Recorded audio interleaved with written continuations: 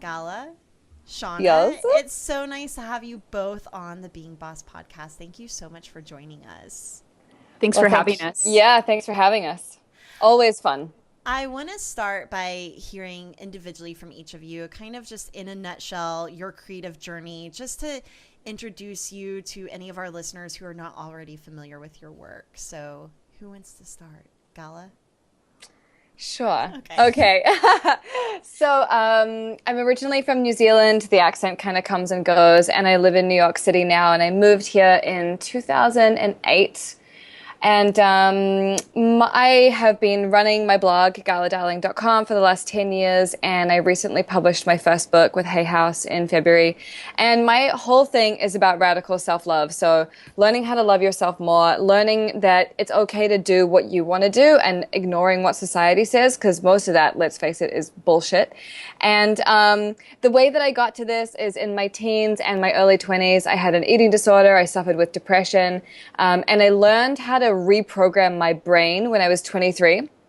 And once I did that, I realized how beautiful life could be, and I'm really committed to helping other women see that as well. So that's really my journey, and I've just been obsessed with making my life awesome and helping other women make their lives awesome for the last 10 years. And it's pretty fulfilling, I gotta say. Like, can't think of anything else I'd rather be doing, so it's pretty good. I've been following your blog for a really long time, and I think that I hooked in probably 5, 6, 7 years ago, and Wow. I think that you were really fashion blogging at the time, and I saw you speak at Alt Summit, like on a fashion blogger panel. Oh, wow, yeah. So it was a really, really long time ago, and so it's been fun. I think that's a fun thing, and I was going to mention this to you, Shauna, because we see each other every year at Designer Vacay, just kind of seeing whenever you're in a creative bubble with other creatives, seeing how everyone grows and progresses. So I can't wait to talk about how your own brand has grown and how you've shifted directions, or maybe even have gotten more brave about talking about certain things. So yeah, but Shauna, let's hear your story in a nutshell. This is really interesting, interviewing two people. If I suck at this, I apologize. I'm sure you'll be wonderful. Okay. All right. Thank you for that. So I am based on the opposite coast as Gala, even though we're best friends. I'm based in Portland, Oregon, and I've always been a creative, and I've always, at my core, wanted to be an artist. But the thing I struggled with as I got older was how to turn art into a career. I couldn't figure out how to make a living, and by nature, I'm a Virgo, so I'm very practical, and I needed to support myself. So I went to school for business, and it was great, but I was really bored and uninspired. So I went back to school for what I was meant to do, which is graphic design. And through that whole time, I blogged regularly, and that's how I met Gala. Through blogging, I made all these great connections. So once I graduated, even though I had full-time jobs at design studios like Kathleen did, I always felt like there was another way. I've always been very independent and driven, and I really wanted to run my own business. And actually going to Designer Vacay and meeting Kathleen was one of the catalysts, because she had already started Braid. And I was like, wait a minute, if she can do it, I can do it. So about 3 years ago, I quit working at all outside design studios, and I started my own. And I've been running Branch now for about 3 years solid. And actually, Gala is one of my favorite clients. So every day I get to show up and be who I am and just make a living being creative, which is basically my dream. So it's worked out. Okay, so I want to hear, when is the first time you two... Well, okay, let's start with your friendship. You were friends online first. When did you first meet offline? I just want to hear your love story. It's pretty beginning. romantic. It's good. So we met partially through LiveJournal, and partially through a group on Flickr called Wardrobe_Remix, which was run by this girl called Trisha, who had one of the first ever fashion blogs. And so when we met on LiveJournal, I think I must have been living in New Zealand. You were living in Portland still. And yeah, we kind of, I guess we just met each other and started like leaving comments on each other's stuff online. I mean, I remember how I found it. So I knew Gala through LiveJournal, but the catalyst that sort of brought us together was one of her first ever blog post on galadarling.com. Yeah. She was the first person I knew that jumped from like, just like a group blog to running her own self-hosted blog. I didn't even know that was possible. And we had a mutual friend named Star, and Star called me one day and said, Gala just wrote this amazing post about fashion advice for recovering goths. And she linked you. And I was so flattered. I'm like, wow, she linked me because I don't just wear black, I wear red too. Great. Right. And that's actually how we sort of connected.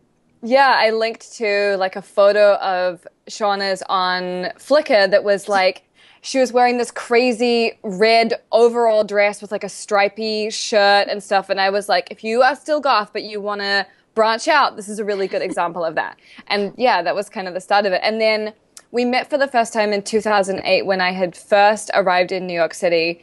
Shauna just happened to be in town. And yeah, it was an accident. Like I wasn't stalking her. And yeah, we met up for like, I don't know, lunch or something, and we basically became inseparable.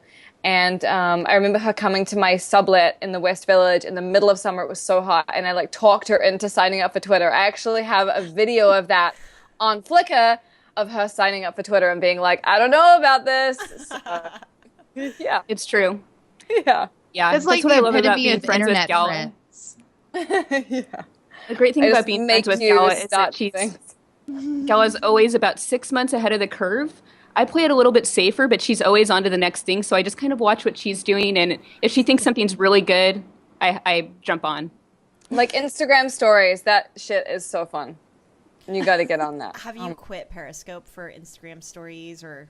I quit Periscope for Snapchat, and then I quit Snapchat for Instagram stories. Good to know. Nice, right? Okay, so here's where we're going to get into becoming business besties. So going from being, just real life best friends to doing business together, what was the first project that you worked on together collaboratively? Or did one of you hire the other person to do branding? Like, how did that go? Yeah, I hired Shauna to help me redesign my blog a few times. And like, I think the first time, she just designed a header because I couldn't afford to have someone develop the rest of my site or whatever. So it was really just like making these little changes. So she really started working with me on branding probably in like 2009 or 2010. And then, yeah, and only as much as I could afford at the time, which was not a lot, even though her rates were really low because she was just starting. I was just starting too. I had no money really to spend on my business. And I'm really against going into debt for business, and don't do that. So Amen. Yeah, so I would just spend what I could afford. And then what year did we start Blogcademy? 2012? 2012. And that was sort of a happy accident. I think with a lot of businesses that form from friendships, you can't force it. So a couple years before Blogcademy, Gala and I had started traveling together. We both had a passion for showing up at just traveling to random places. Like she would literally email me and be like, "Hey, you want to go to Vegas?" And then the next day be like, "Actually, let's go to Iceland."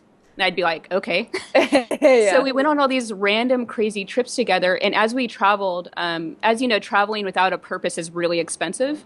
And we started thinking, is there a way for us to travel together and see the world, but also maybe help people along the way and have a purpose for going somewhere versus just sightseeing?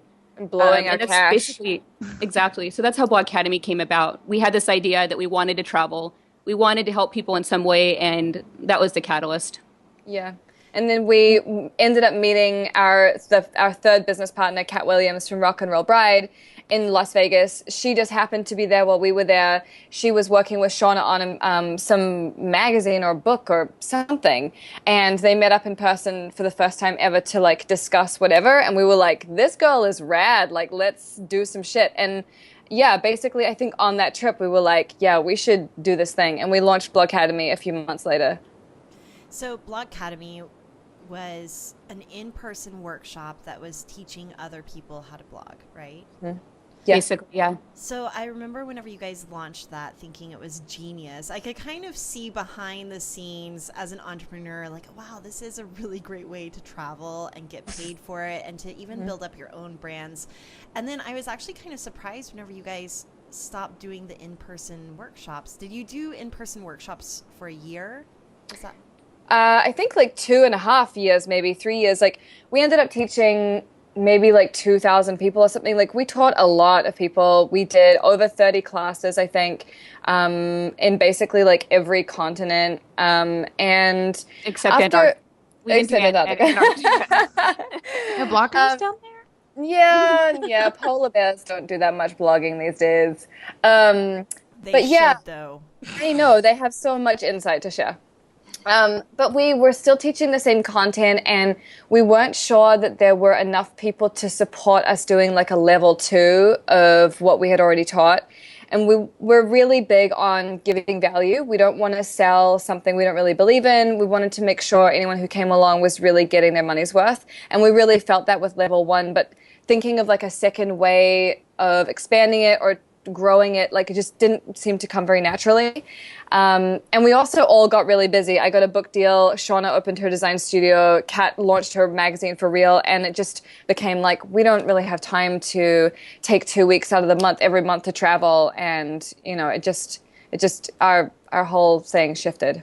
Yeah, and I think a lot of times with a business model, you have to figure out how to scale outwards. So after traveling for 2 years, you know, we'd be on the road literally for sometimes 2 and 3 weeks at a time. There was one time where we were on a trip literally for a straight month, which was insanity. And there's a point where you miss your family, you miss your pets, you miss your life. And we 2 or 3 years ago in London, we decided to do a live recording. So that's actually still available. So if people really want Blogcademy, they can watch the live version, which is the exact same content. But yeah, you have to find a way to sort of have that work-life balance. And if you're always traveling and you don't have a life, then, you know, what's the point? Yeah, and also like being in routine is really great for your creativity, as boring as that sounds. Like, yes, you have to leave the house and have adventures to be inspired and get fodder for your stuff, but then you have to go home and like do the work. And this year even, like, I have traveled so much, my feet have barely touched the ground. Shauna and I go to Italy and Morocco on Sunday. Like, I'm dying to just sit in my living room and get some fucking writing done. I can't even tell you. So yeah, it has its pros and cons, and I would never complain about traveling. It's amazing, but you got to know when enough is enough, and it's time to like do some work again. Agreed. Oh, I love this. So I have to ask you guys, like, traveling that much, because Kathleen and I are about to start traveling a whole lot together. Awesome. Tell me about that. Tell me about, like, whenever you're traveling and out and doing these things, like, what is the divide between like business and friendship? Like, do you turn it off and on easily? Like, what is that like when you're hanging out with each other that much? So I would say, like, up front, the only way that it's worked, the only reason it's worked for the three of us is that we really are before we even met, we didn't even know this, but we really do keep the same schedules. So it doesn't matter how late we stay up. Like in Vegas 2 weeks ago, we were up till 4 a.m. some nights, but we still popped out of bed at 8 and 9 a.m. And because we keep the same schedule, and none of us are really hard partiers, we all really value our work and have a strong work ethic. Mm-hmm. And I think because of that, it's a really seamless experience. And also, even when we were running Blogcademy, we never really clashed because we all had separate duties. So the key with having a business and a friendship is that you want to make sure that you don't overlap. So I always did 100% of the design. Gala always did 100% of like the media and outreach, you know, everything from our mailing list to PR inquiries. And Kat did a lot of the social media and emails. And because of that, we never really had a reason to get annoyed at each other because we were basically doing the jobs that each other didn't want to do. So right, yeah, we were working on our own strengths. Like, I'm the best person for writing sales copy. I would never be like, oh, Shauna, can you help me? Like, no, like, that's not her thing. She makes it look amazing, and it's my job to make it sound amazing. So having those clearly delineated roles is important. But as for like friendship and business, switching it on or off, like there is no such thing really. But I think another one of the reasons why this works for us is that we always were really clear that friendship came first and money and business was totally secondary. And it was more important to us to maintain the friendship than to be like, well, I want to make more money. So, like that has never been our attitude. And I think that's really essential. Yeah, like it's funny. This is like one of those like inside things, but as funny as it sounds, the day before we did our first ever Blogcademy class. Oh my God, yes! In New York, we literally pulled out a single sheet of paper, and Gala has the best handwriting, so she handwrote this, and we wrote out a little contract, and her and Kat and I signed it, basically saying friendship would always come first. And if one of us decided not to do it anymore, the other two could go on and do whatever they wanted with the content. And because we always had that in the back of our minds, we never really tried to swindle each other. Swindle. I'm so glad that you say this. Emily and I actually hired a lawyer to help us with our operating agreement. And our lawyer was thrown for a loop whenever we came back with a don't be an asshole clause, an Oprah clause, which is like if someone gets invited on Oprah, like whose brand is being represented, and do we try and get the other person on? And then what was the other one? There is something else. But basically saying, let's support each other. Oh, a non-compete. We don't have a non-compete in place because that kind of falls under don't be an asshole. And it got too confusing because our points of view overlap so much. So I thought it was interesting that you say if at any point you wanted to dissolve the business, you can take the content and do what you want. Yep. Yeah. I mean, thankfully, we are very respectful of each other. And also, we probably have so much dirt on each other now. Like, if some shit went down, like, the things we could tell the internet are just, like, mind-blowing. Yeah, so, I mean, if you're sitting on a flight to Australia for 14 hours next to a certain person, you know everything about them. When you're sharing beds, sharing couches, sharing bathrooms, like we know so much about each other that like when you're shoving your laundry all into the same washing machine and you have to sort it out, like you know everything about that person. So it's best just to not rock the boat. Oh, I love that though. So, we have the Clubhouse, and even in our Facebook group and just our tribe in general, like they're all so friendly, and they all want to cultivate their tribe of people, and most of them are looking for that business bestie, like that person that they can share their business with. And whether that's just like, conversations where they're talking about like revenue or, clients or whatever it may be, or actually sharing a business and collaborating on projects. And I think so many of them have trouble visualizing what that relationship actually looks like. And I think you guys like hit it right on the head with, your friends first, like your human beings first. Right. And then the business is second. And having those roles is everything. Knowing what one person is doing and the other person is doing, and making sure there's no overlap, and playing to the strengths of both is what makes these like business besties not only like fruitful like as friends, but as businesses as well. And I think people are looking for that business partner relationship. And so that's what they're looking for. But really, you should just be looking for friends. And some people you're going to click with and some people you're not. Like my friend, Grace Smith, is a hypnotherapist, and she's amazing. She's in New York City, and I just started doing this new thing called Bad Witch Workout, which is a workout that employs like spiritual concepts. And she came and did like hypnosis at the end, and it was amazing. And, I'm going to promote what she does, and I'm an affiliate for what she does. She came to my house like yesterday, sat on my couch and talked to me and my boyfriend and brainstormed some business shit with us. And like, we may never start a business together, but it's great to have her as someone I can collaborate with and talk to. And that happened totally randomly. I went to a speaking workshop in New Mexico, and she happened to be there as well. And everyone else in this workshop was like 50 plus, and she was the only person my age. And we were like, you're awesome. This should happen way more often. So those things just happen very organically, and I think you have to go into social situations with the mindset of like, who can I meet? What can we do? How can this be fun? Not like, I need someone to be my angel investor, or I need someone to be the business mind to my creative whatever. Like, I don't think it works when you go into it with that intention. I completely agree with it. I think going into, and y'all's relationship, mine and Kathleen's relationship, like they're not planned. Like they just sort of happen. You meet people randomly. People are accidentally in New York City when you're there. Like that's how these things work. And and you have to be open to it, and you never know what could come out of it. Just as an aside, Shauna, look at my cup. I designed that. I drink coffee out of this every day. It's your Blogcademy cup. Love it. So I'm curious to hear about starting a project together, being Blogcademy.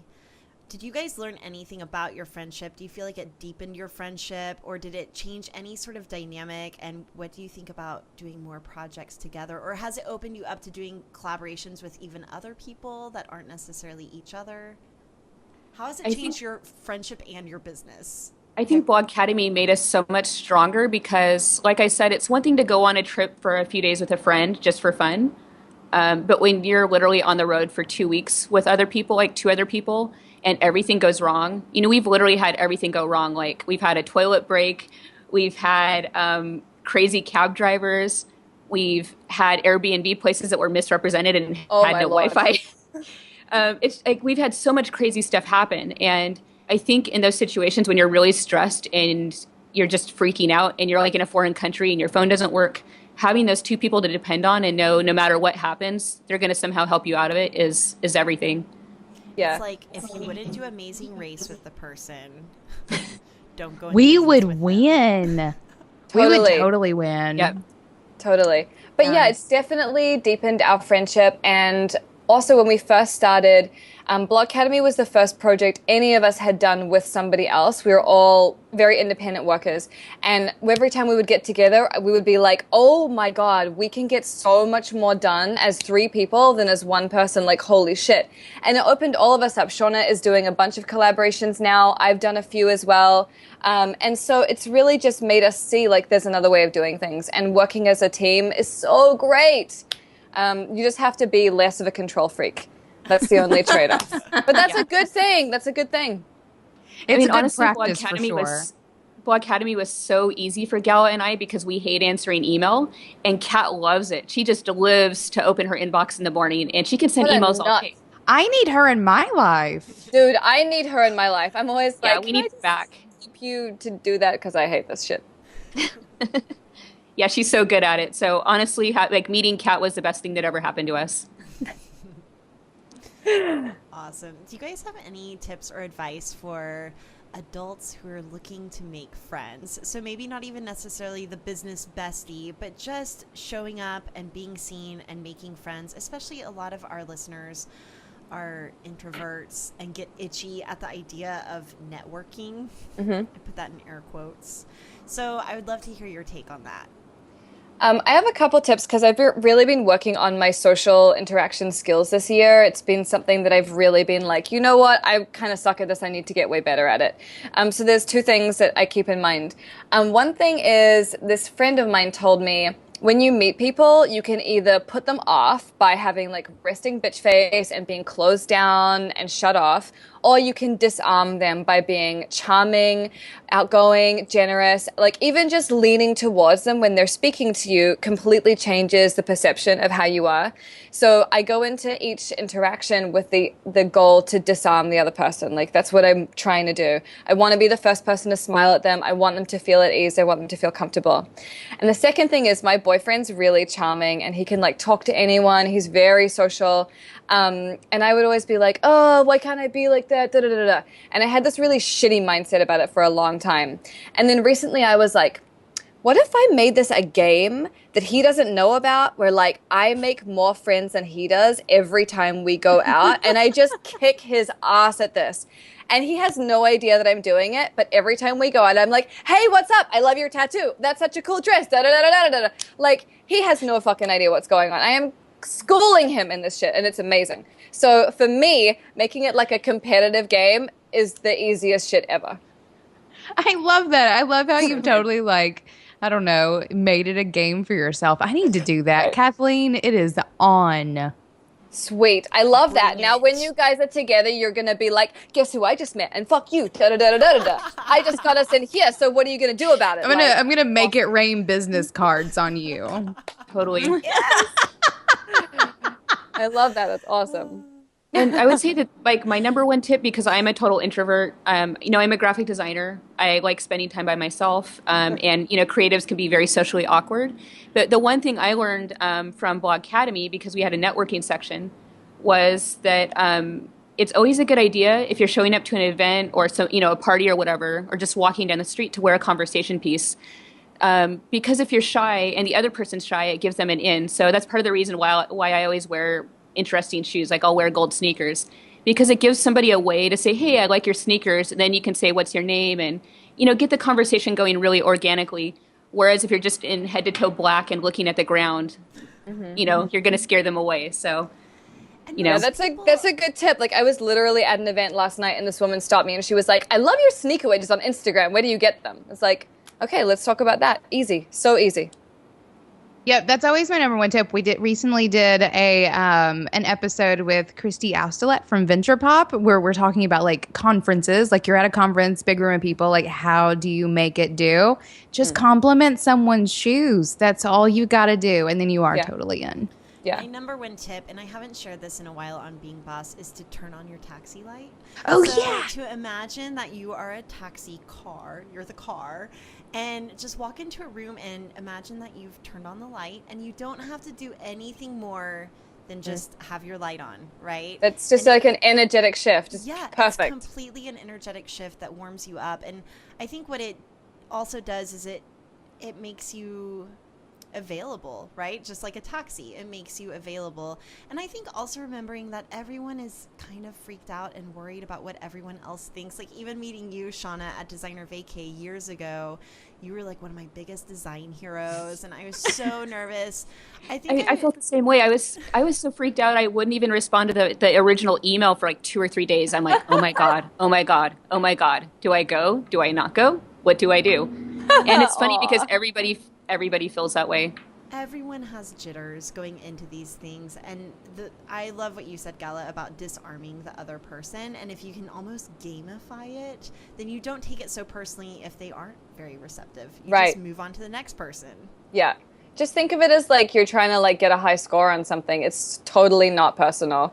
And I went with Shauna and I and Kat just went to Vegas, and I went into that week with that attitude, and we were like everywhere. We went to clubs, we met people, we were like behind the DJ booth with Steve Aoki. Like shit was wild. And only because I was like, hey, let's be friends. Yes, let's text. You're a promoter. Awesome. What can you hook us up with? Like, if you don't do that, then your experiences just stay really small. And really, the key to having a great life, I think, is just to be open to other people. Because that's what makes life interesting. Like, you can only do so much on your own. Your life can only be so interesting when you're focused on yourself. So, yeah. I also heard a trick. I don't know if this can go anywhere, but I've heard that Tony Robbins will... I love him. Oh, my God. Sorry, can I just interrupt? Did you see his documentary? Yes! I watched it, but it almost... creeped me out in the beginning. I almost made me really uncomfortable. Well, I think it's meant to. Like he's trying to snap you out of your shit. So speaking of snapping you out of your shit, like he'll be going into a really deep conversation. Sometimes it goes to dark places, and then he will instantly disarm the person that he's talking to by cracking a really vulgar joke or dropping an F-bomb or doing something kind of unexpected. And it literally, I think I've heard him talk about it before, that it literally kind of like cuts the pathway, like the neurons in their brain, to snap them out of whatever it is that they're into. Yeah, it's like a neuro-linguistic programming trick. Like, if you're in that rut where your brain is on that autopilot, the thing that it always does, the only way to break it is have a shock to the system. And you could punch someone in the face, but that's not very fun. So saying, like, fuck or talking about someone's red shoes or whatever is, like, the way that you snap them out of their thing. And then they can see other opportunities and their brain opens up. But otherwise, they're, like, locked in that little shitty sphere of wherever they are. I love Tony Robbins, man. He did a Super Soul Sunday thing recently, and it's like an hour long, and he talks to Oprah about like his relationship, and it's some good shit, I tell you. I think he's fascinating. I read his money book, which is quite a book to get through. Oh, that doesn't sound fun at all. It was all about trading and investing and shit, right? It is a little bit about investing. All you need to know is get a 401k from a trustworthy person.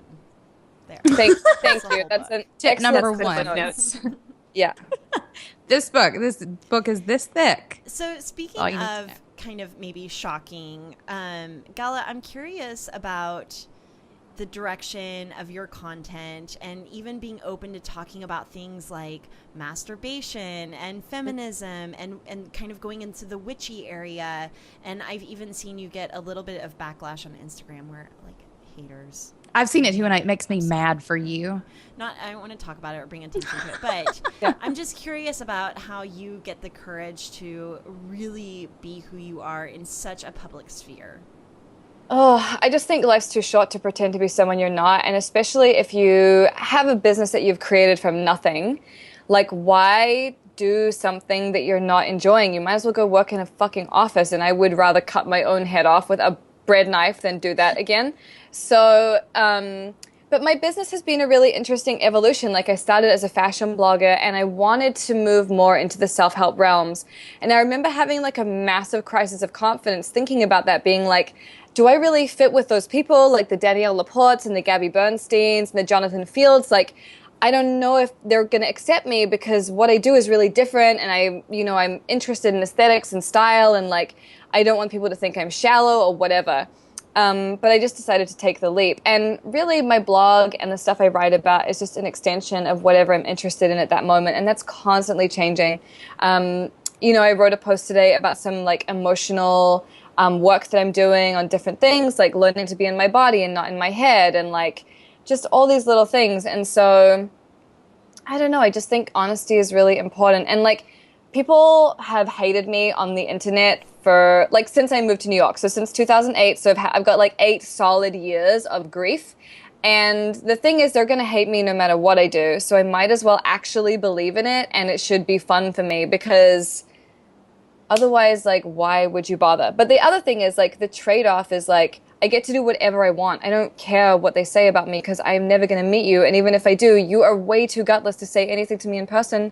So fucking bring it on. I'm not afraid of you. And I think having that attitude means I can just do whatever the fuck I like. And I think that it's easy because you can get one hateful comment or see one forum of hateful. I feel like Shauna kind of walked me through that. I think my first slew of haters a few years ago. I found out at Designer Vacay, someone was like, you have an entire site of people hating on you, and I was like, what? Wow, that's so helpful and kind of them to tell you, shut the fuck up. I saw Gabby Bernstein speak last night, and she was like, I don't attract hateful shit on the internet because I don't go fucking looking for it, and I don't either. And I get like one shitty comment every like 2 weeks on Facebook or something, and it's usually some like right-wing pro-life man idiot who is like completely irrelevant. I don't care. Well, and what I was going to say is that you were helping so many people. So sometimes whenever I feel scared to talk about something, I just think about how will this help give someone else permission to think these things or do these things, or to show up and be seen out loud and not be afraid to be who they are. Yes. So you're doing great work. Thank you. I believe that as well. And that's another one of the reasons why I can share what I'm sharing, because it doesn't feel like I'm being self-indulgent. It feels like I'm actually doing it for a reason. I'm reading Daring Greatly by Brene Brown right now. Oh my God, it's so fucking good. I was reading it on the plane to Florida, just like crying my eyes out. It's amazing. But it's all about like being authentic, being vulnerable, and how that can transform your life and other people's. That book changed my life. Yeah, it's amazing. It's so good. I'm a bit of a hater, like when there's like something that everyone loves, like I kind of won't do it. Like Lord of the Rings and Harry Potter, I won't do it. But this book it's actually as good as people say it is. It's so good. But back on the topic of haters on the internet, that's one of the things that I've always admired most about Gala is that she doesn't give in. Like she always stands true to herself, and that's taught me how to be more true to myself, because you can back down because somebody hates you, but that's not going to do anybody any good. And from the very first time I met Gala, like close to 10 years ago, she really wanted to have a book. And I remember probably 5 or 6 years ago, we were talking and she was like, the book deal hasn't happened yet and I feel like it should have. And she was a little bit disillusioned, but she didn't give up. And, when she finally decided that she was going to self-publish and she wasn't going to let anybody tell her that she couldn't do it, I was excited to design it. And, she hired the person to proof it. She hired me to design it. She paid for all of that out of pocket. And if people saw the behind the scenes of us, editing it a gazillion times just to get the design to look right on Amazon, on CreateSpace, like we redid that book so many times, and the spine would be off, and all these little details would be off, but we didn't give up. We kept doing it. And we were just excited for her to self-publish. That was the goal. And it's like, well, if somebody won't publish my book, I'll tell my own story. So to see everything come full circle, if she had given up because people hated her, where would she be now? She'd probably be working in an office. So right. I think there's something to be said in business. Even with Blogcademy, not every single person that came to our course was happy. That didn't stop us. Mm-hmm. I think if you believe in what you're doing, you can't let all those people get to you.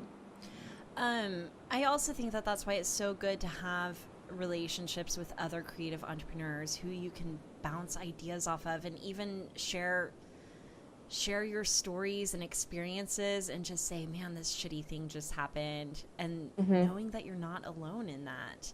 I also think that what you said about not everyone being happy at Blogcademy, I mean, this is the reality of it, is that not everybody is going to like you. Right. And we all know this. Like, we all know it in our heads, but whenever it actually happens, it still stings and it still sucks, and it shouldn't not suck. Like, it should kind of actually feel bad to get negative feedback, right?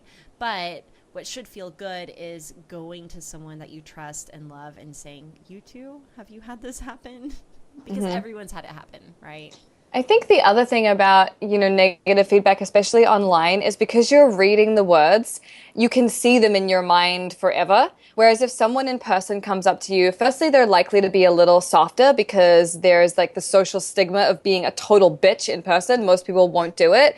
And secondly, like, when someone has a conversation with you, you don't remember everything word for word. It's impossible. So I feel like the weighting on like something you read is way heavier rather than just like a casual interaction where someone's like, yeah, I bought your thing and I didn't really enjoy it, which is different than someone typing like, I bought this and you are a scam artist and you have ruined my life. No one's going to tell you that in person because most people aren't psychotic. Or it's a whole nother level, like when you see it online or you see like an Amazon review or you see like a crazy long Instagram comment.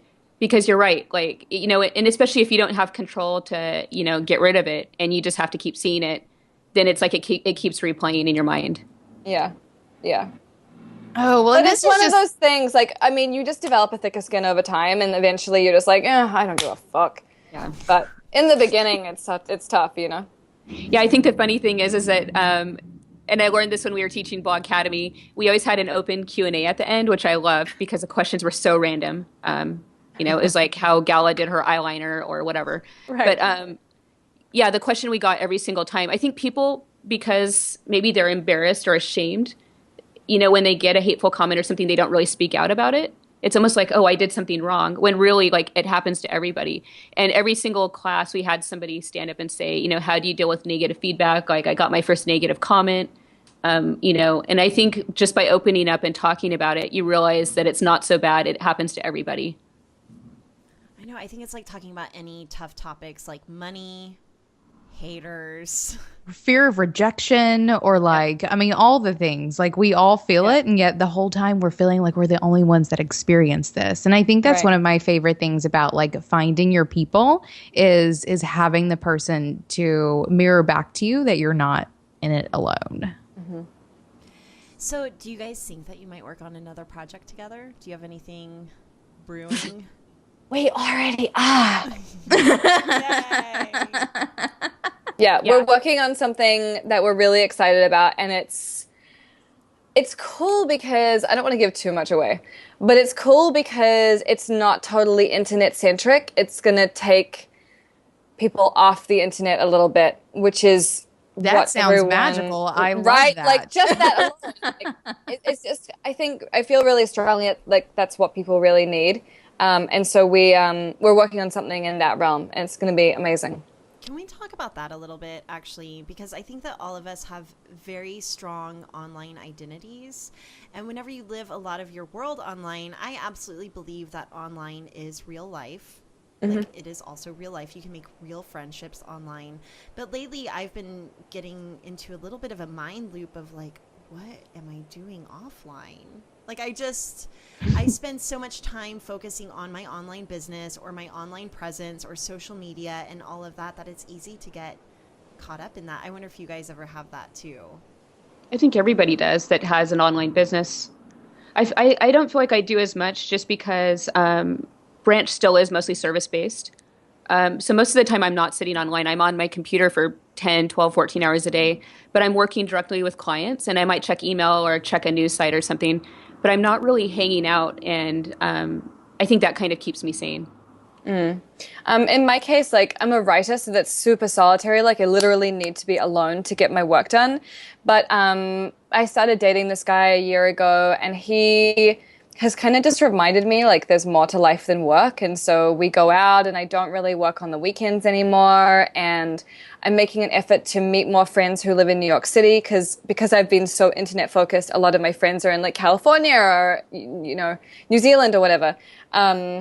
So yeah, it takes effort. Like, it's just like with anything, you have to prioritize it. And I've really been prioritizing my offline life, and it feels amazing. It feels amazing. So yeah, and I also think, like, I actually wrote about this in my post today, that working obsessively can be like a way of avoiding your problems. And in my last 2 relationships, I worked all the time because I was like, I don't really want to hang out with this person, so I'm just going to work.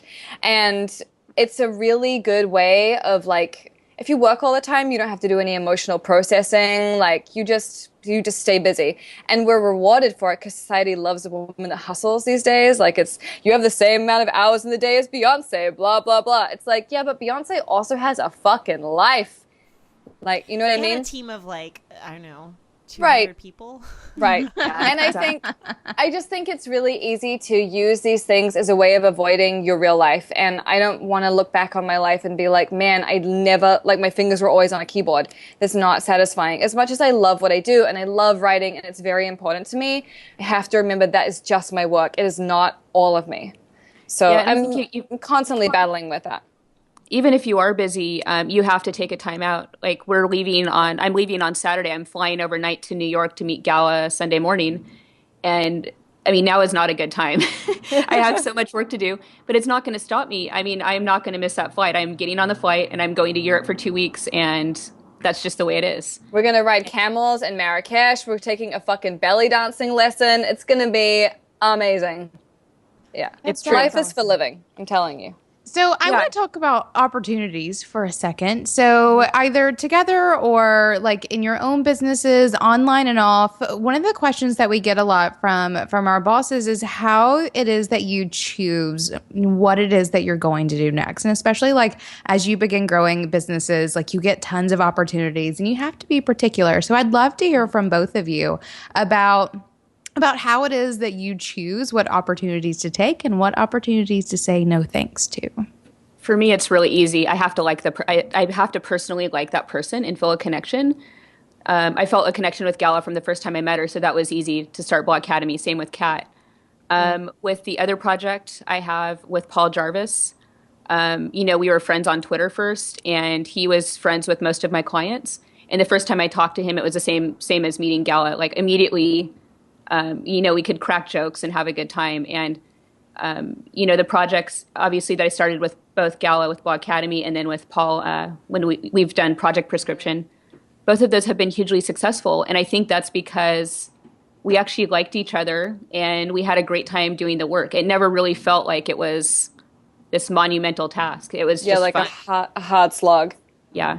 Yeah. And in my case, like, I just have to be really excited about it. Like, I get so many people who want to do a thing. I get invited to be part of a summit like 3 times a fucking day, and I just want to shoot myself in the head. But yeah, I have to be really excited about it. Like, I am working on my 2nd book right now, and it is demanding, like, all of my brain. So anything else that comes in has to be, like, super awesome. Otherwise, no. Love it. So last, I want to know how it is that you guys say no to things. Like, if you get one of those questions, like, how kind are you, I guess? I have an assistant called Audrey who rocks my world, and she kind of does my dirty work for me. Like, she'll send me something and she'll be like, what do you think? And I'll be like, no. And she'll write back and be like, thank you so much for writing. Unfortunately, Gala is really overcommitted right now, whatever. I don't know what she says. Something amazing. Yeah. I also try, when I have to say no to somebody myself, I try not to make excuses either, because I feel like it's just kind of gross. Like, it's easy just to be like, thank you, but no. You don't have to be like, thank you, but my kid has tuberculosis, or... That's a good point. Whenever I was asked to be on the board of AIGA, and it's a program that I feel so thankful for and committed to, but I just don't do well on boards. And I said exactly that. And I was 9 months pregnant at the time that they invited me. And I so badly want to be like, oh, I'm having a baby. But I'm not going to let my baby stop me from doing all the other things I want to do. So I kind of just wanted to say, I don't want to do this. So I did. Yeah. And it's freeing. It's almost like it feels really clean to just be like, no thanks, rather than making up an excuse and then having to like remember it for next time or whatever. Like, just be honest. People won't hate you for saying no, but they will be like, oh, whatever. If you come up with this like long-winded bullshit, just be honest. And I think it's a little different when you run a service-based business. I think, it's great to say no, but I always try to come up with a suggestion. So if I can't do the job, I'll recommend 5 or 10 people that can. If you can turn a no into a positive, it's great. Now, if somebody keeps emailing me over and over again, I'm not so nice. But I think on that first communication, it's always good to take the high road. Yeah. All right, where can our listeners find more from each of you? Well, my site is galadarling.com, and I'm galadarling everywhere else on the internet pretty much. And my new book, which came out in February, is at galadarling.com/book. It's links to Amazon and Barnes & Noble and all that good stuff there. It's so good. I downloaded it to my Kindle, so I didn't get to see Shauna's beautiful design. Oh, bummer. You made writing that book look really easy. I just feel like it's so digestible and it's full of actions and tactics. And you can kind of almost read it. Like, I'll just pick it up and read a chapter or like half a chapter before bed, and it gives me one new thing to try the next day to be a better, happier, more radically self-loving person. Thank you. That's awesome. I really appreciate that feedback. It's great too because it makes self-help seem it makes it feel accessible. It doesn't make it feel like some crazy far-fetched thing. You can read it and go, actually, I can apply this to my life today, which I think is the whole goal of self-help. So well, and whenever self-help involves an orgasm, like how can you go wrong not with that that? your book is all about just having orgasms, but that's the part that stuck out to me. It's a good prescription. It's a good prescription. Like, I don't know what to do with my life. Okay, have an orgasm and come back to it. Why not? Why not? Just, yeah. And then, Shauna, what about you? Where can people find you and your work? So my design studio is called We Are Branch, and that's at wearebranch.com. And then my personal accounts are under Nubby Twiglet, and I also have a blog at nubbystwiglet.com. And then the side project I'm most excited about right now is with Paul Jarvis, and that's called The Project Prescription. And that is basically a set of pre-made documents that designers can customize, and now photographers as well, so they can get their processes sorted out really, really quickly and make more money. Oh, and if people are interested in Blogcademy online, it's theblogcademy.com/online. And if you want to see what our live class was like, it's all there. And then if our listeners sign up for your newsletters, will you be letting them know what that next project you're working on together is? Of course. Definitely. Yes. Cool. Well, thank you so much for joining us. I feel like I could talk to you all day and not even know like where to begin. So Totally. Shauna, I can't wait to see you in November. I can't wait. I'm so excited. Emily will be there too. I'm finally dragging her along. Right? Finally getting me there. And Gala, I hope that our paths cross in real life Me too. offline one day. I'm sure that they will. Thank you for having us. It's been really fun. Thank you so much. Thank you so much, you guys. Thank you for listening to Being Boss. Please be sure to visit our website at beingboss.club, where you can find show notes for this episode, listen to past episodes, and discover more of our content that will help you be boss in work and life. Do the work, be boss, and we'll see you next week.